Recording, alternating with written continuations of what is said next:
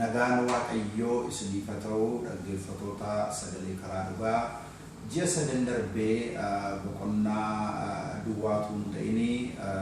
barumsa garagaraa laachuuf konfiraansii garagaraatiif isteeta garagaraa biyya garagaraa deemaa ture. Kanaaf sagantaan natti baay'achuurraa kan ka'e torbeen argamee dhiyeessuu hin dandeenye waaqayyo nu gargaaree waggaa irraatii jalqabee viidiyoo baay'ee torbeen gad isiniif dhiisaan jira. Amma immoo galanni waaqayyoo haa ta'u kunoo deebi'ee gaammaa kee jalqabeera. Kana booda torbeedhaan barumsi keenyatti fufa. Amma akkaataa sagalee waaqayyoo jalqabuma seeroo maatii kaan immoo mul'ataatu jiru humuuf akka kuhaaraa itti finnuun karaa isaaniitti agarsiisa. Inni nu goonu guddaan isaa egaa amma boqonnaaf lakkoofsa isaatti hiree isin barsiisu tun ta'in keessumatti warroota isin barsiisu kan hin qabne namoota irraa fagaattanii biyyoota garagaraa warra jirtan biyyaa baatanii biyya ambaa tarii namoota isin barsiisu warra hin qabne akkaataa sagalee waaqayyoo hubatan isin gargaara. Warra mana barumsaa teoloojii yookiin baabil iskuulii garagaraa saffisatee itti qabanii utuu hin ta'in warroota carraa itti gaaffii isaanii ta'u tokko tokko hubachuu hin dandeenye akka gargaaruuf kanaaf keessa koo kan guute furuu waaqayyoo kan natti dhageessise seera uumamaatii jalqabee jechuudha. Yaada isaa isin ilaalaa caakkaa isaarraa isin ciraadhaan deema. Inni kun immoo isin yeroo boqonnaa lakkoofsaan qayyabatan isin gargaara. Deebiis immoo boqonnaa lakkoofsa dhiyootti dabalame malee dhuma caafa qulqulluurra hin jiru. Isarra mita furuu waaqayyoo kan jiru kun akka qayyabannaa namaa ta'uu boqonnaa lakkoofsa dhiyootti dabalame. Kanaaf seera uumamaa amma yeroo kana yeroo ilaaltanii boqonnaa 50 qaba. Boqonnaan tokko hamma 11tiif boqonnaa 10 hamma 50tti bakka lamatti adda baafna. Boqonnaa tokko baasnee ilaaluu dandeenya jechuudha. Tokko gaafa ilaallu waa'ee daandifeewwan, waa'ee waaqaaf lafa uumamu, waa'ee uumama hundumaa, waaqayyo kan irratti uume waggaa kun baay'een kan irra jiru yoo ta'u, boqonnaa 250 immoo Abrahaamii ka'ee ijoolleen Israa'el akkamittiin akka dhufan biyya garbummaa akkamitti akka dhalatan, biyya garbummaa akka turan akkamittiin immoo xumura saachii ba'an amma seera ba'uutti kan jirudha. Kana boqonnaa 50 kana bakka lamatti baafnee ilaaluu dandeenya. Keessumatti iyyuu yeroo ilaallu addaamii fayyada erga cubbuu hojjetanii booddee isa booddee cubbuu baay'atee qaayilaa beelliin ajjeese isa booddee namooti immoo ijoollee waaqayyoo ijoollee namaa fuudhanii gaafa ilaallu kan achi keessatti boqonnaa tokkotti argattu gaa'elli badee jennaan waaqayyo bishaan badiisaatiin immoo dhaloota itti sana balleessee deebi'ee amma dhaloota egaa qomoon inni yeroo jalqabee Noah irraa jalqabee Noah ijoollee sadii qaba ture Seem Kaam Yaafeeti amma gaa isaan kana keessa deebi'ee immoo ijoollee Israa'eliif abbaan ta'u Abrahaam Seem keessaan dhufee boqonnaa 12 kaanii gaafa ilaallu gaa waaqayyo nama tokko wajjin yeroo kakuu galu agarra. Boqonnaa 12 irratti biyya kee maatii kee iddoo jirtu gadhiisii bahi biyyan sii kennaa sin eebbisa eebbaafan si godhatee waaqayyo waamu agarra. Waaqayyo yeroo nama waamu kaayyoo namarraa qaba nama eebbisee biyyaaf biyya lafaaf eebbaaf nama godha. Amma gaa seeruma boqonnaa 12 yeroo inni Abrahaam wajjin kakuu galu agarra. Deebi'ee boqonnaa 15 irrattis immoo yeroo inni kakuu sana deebisee haaressu agarra. Maaliif boqonnaa 13 irratti Looxii wajjiniin wal lolanii tiksitoonni horii isaanii lachuun isaanii baay'ee qabu wal lolanii jennaa yeroo adda ba'anii boqonnaa 14 irratti immoo yeroo Looxii booji'amu dhaqee yeroo nu waraanee deebisu boqonnaa 15 irratti immoo sodaa qabaa mucaan qabu nama sadhaaluu yaaddoo qabaa mootii sana waraaneedha yaaddoo sana utuu jiru waaqayyotti muddatee hin sodaatinii mucaan siif allaadhaa sin eebbisaa gaaffii inni qabu eenyuun dhaabasanii jiru hundumaatti dubbatee Abrahaam horii adda adda hiree dhiyeessee waaqayyo isa boqonnaa 12 irratti jedhamas boqonnaa 15 irratti deebisee kakuusa haaresseeti. Kana duwwaa raawwanni boqonnaa 17 irratti immoo gaafa ilaalu ana Shaadaayidha isa hundumaa danda'uudha jedhee amma si'a sadaffaa kakuusa waaqayyo wajjin haaressee waaqayyo ergaa tokko nama waaminaa biraan hafuu yeroo yerootti deebi'ee nama jajjabeessa galanni isaa haa ta'u boqonnaa 17 irratti immoo fuula fuulduratti guutee deddeebi'ee jedhee Abrahaam miti duraan Abrahaam jedhama Abrahaam abbaa namoota baay'ee san baay'ee Saaraayin immoo Saaraa haadha saba baay'ee godhee Abrahaamin immoo ijoolleen mana keessatti jiran hundurannaa qabatan gara fuulduraatti immoo guyyaa 8 kaanii dhiirri hundurannaa qabatu jedhee annaa qabannaan Abrahaam waaqayyo wajjin kakuu galee waaqayyo isa booddee yeroo inni boqonnaa 13 irratti namni sadii waaqayyo ergamoota lama jechuudha gara isaa dhaqanii keessummaa jaallata hin simate hin nyaachise Saaraan hin deessee inni boqonnaa 17 irratti siin kolfee 18 irratti siin kolfee inni kolfuun ta'ee jedhee malee waaqayyo isa jedhee hin raawwate. Kudha sagal irratti immoo Sodomiif Gamoraa yeroo isaan badan kadhataa boo'icha Abrahaam ilaalee waaqayyo achi immoo Looxiin oolchee egaa gaafa kana laallu hundi isaa wal qabatee gaafa laalaa deemu gaa seenaan kun akkamittiin Abrahaam irraa ka'ee waaqayyo kakuusa jabeessee gara Yisihaaqitti akka darbe amma gaafa lannee boqonnaa 21 irratti laallu akkuma dubbate akkuma abdachiise waaqayyo Saaraa yaadatee jira. Akkuma kakateef waaqayyo Saaraa yaadate. Isa booddee Saaraan yaadatamte Yisihaaqiin argatte boqonnaa 22 immoo waaqayyo mucaan waggaa 25 eegeef naa kenni jedhee qoree waaqayyo aarsaa namaan barbaadu garuu gaafachuudhumaaf garuu dhuguma mucaasa waggaa 25 abdiin eegee kana immoo na jaallate jedhee ilaale waaqayyo hundaa'u maal jedhe har'an si bareedeen akka na jaallatu har'an si bareedeen maali waggaa dheeraa garaa sarara keewwate isa arga sana jaallatamoo na jaallata jedhu ture qormaa sana Abrahaamin darbee isa booddee gara boqonnaa 23 gaafa dhufnu egaa amma erga Isiyaaq gara waggaa 37 ta'e booddee Saaraan hin duute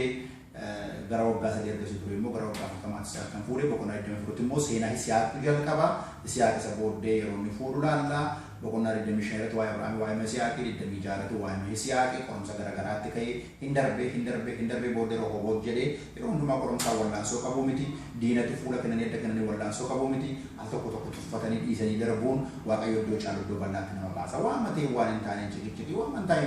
walirraa deemuun badaa waan qabu isa booddee Isiyaaq immoo ijoollee argate yeroo inni Esaawu fi Yaaqoobiin argatu ilaalla isa booddee Esaawun Isiyaaq dulloome Esaawun bakkee adamsaa Yaaqoob immoo goyyoomsee deemee yeroo inni eebba fudhatee achi ilaaluu agartanii amma nama goyyoomsuun nama cabarabaruun waan hin taane nama buusa achii badee biyya iddoo biraa deeme biyya ormaa deeme biyya eessuma isaa ture achitti gara waggaa 20 ture achi immoo deebi'ee dhufee ijoollee isaa fudhatee dhufee deebi'ee gara waggaa 13 gaarraan jiraanne maaliif amma immoo deebi'ee gara Gibsitti darbe Yoosef irratti immoo bolaan ka'anii Yoosefin gurgurame gara waggaa 13 manadhaa ture ammas ilaala gara waggaa 20 biyya ormaa ture achi immoo dhufee biyya Gibsi dhaqee achumatti illee du'e ilaaltanii qabeenyi inni iddoo biraa fudhatee dhufe sun hin geenye jala harkaa dhumee deebi'ee yeroo achi gad darbu ilaalla egaa yeroo laallu hamma boqonnaa 50 gaafa laallu jechuudha gara boqonnaa 37 kaanee seenaa Yoosef kan ilaallu gama 50 kan jiru seenaa Yoosef ilaalla Yoosef Muusaa Gibsitti gadi buusaa waaqayyo achi baasuusaa mootii biyya Gibsi gochuusaa beelli dhufuun immoo saba isaa oolchuusaa deebi'ee immoo waaqayyo si yaadataa reeffa koollee maanni lafee koolee dhiistanii hin bayinaa jechuusaa isin hamaadhaaf gootan waaqayyo waan gaariidhaaf godhe jechuusaa kan hundumaa dhiifama ilaalla egaa laala biyya Gibsitti gadi bu'anii immoo akkuma Abrahaam waaqayyo jedhe waggaa 430 turanii barra Abrahaam kun dhaloota Kiristoos fuuldura gara waggaa 2000 yookiin 1900 BC gara waggaa 1900 jechuudha. Egaa gara waggaa 430 gaafa turanii garuma waggaa 1440 dhaloota Kiristoos fuulduratti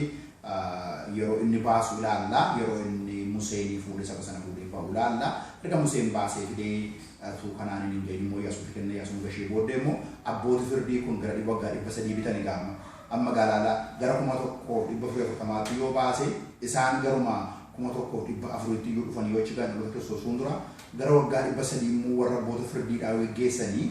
amma gaasa booddee mootota argatanii amma fakkeenyaaf Solomoon irraa kan lakkoofne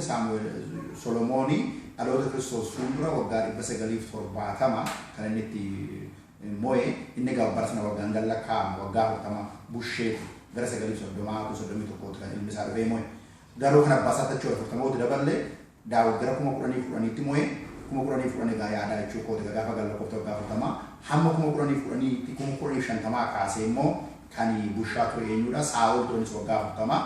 amma gaa 1050 kaaftanii waggaa 300 achi gaafa lakkooftanii gara 350 dhufa jechuudha 1350 dhufa jechuudha barra isaan achi baay'ee egaa naannoo sana eeriyaa sanaadha jechuu kooti egaa kanaaf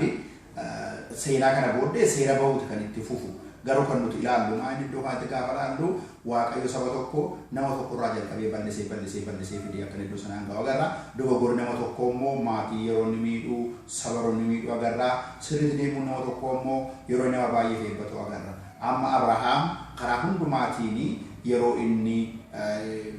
saba isaa sanaaf ijoollee Israa'eliif yeroo inni eebba ta'u ilaalla maaliif waaqayyoon dadhabuuttis ol ka'uuttis gadi bu'uuttis yeroo inni waaqayyoo wajjin deemee saba sanaaf eebba ta'u yeroo agarru akkuma kanammoo yoo ilaaltanii amma yeroo inni sobe agartaniittu boqonnaa 12 lakkoofsa 10 yeroo jalqaba waamame ka'e yoo ilaaltanii yeroo inni Saaraan obboleettii kooti jedhee haasa'uurraan kan ka'e yeroo akka jedhee haasa'uurraan kan ka'e sobinni sobe suni deebiis immoo kuma kana boqonnaa iddamarras immoo dhufee mootii Abimelek mootii Geraaraatiinis immoo ammas obboleettii kooti jedhee yeroo inni sobe kuni gaafa fudhannee ilaallu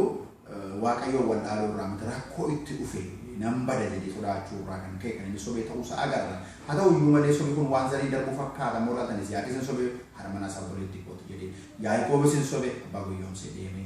Akkuma kana deebi'ee ijoolleen Yaaqoob illee immoo hin sobani. Yoosef utuun du'eera jedhanii gowwoomsanii osoo abbaa isaanii dhaqanii gowwoomsanii dhiiga wayyaa isaatti dhiiga horii dhimee yeroo isaan geessan agarra. Kanaaf dhugaa fudhatanii ilaaltan egaa amma sobi kun immoo gatii kaffalchiise hunduma isaanii gatii kaffalchiise fudhatanii yoo ilaaltan Yaaqoob gatii kaffale obboleessa isaa sobee deemuudhaan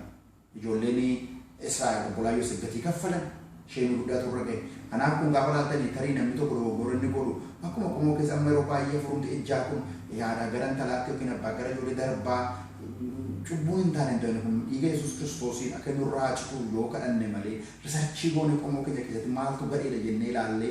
abaarsa sana waaqayyo kan nurraa kutu yoo kadhanne malee wanti darbaa deemu jira. Garuu haa ta'uyyuu malee dadhabbii isaa keessatti immoo Abrahaam waaqayyo wajjin ta'uusaa waaqayyo dadhabbii isaa sanarra darbee kakuusaaf jedhe waaqayyo obboloota koo jabinaa dadhabina keenya duwwaatu ta'e kakuusaa laala waan ta'eedhaaf kakuusaaf gan Abrahaam keessaa kan ba'u sababa baay'ee